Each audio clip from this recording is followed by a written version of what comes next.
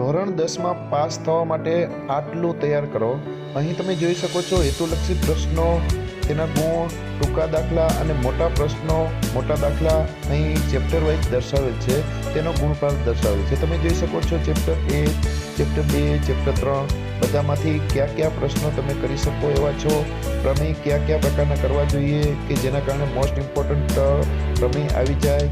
ત્યારબાદ અહીંયા વર્તુળમાં તમે જોઈ શકો છો પ્રમેય અને રચના જે છે આ પ્રકારની કરવાથી 4 માર્ક્સ એના આવી શકે.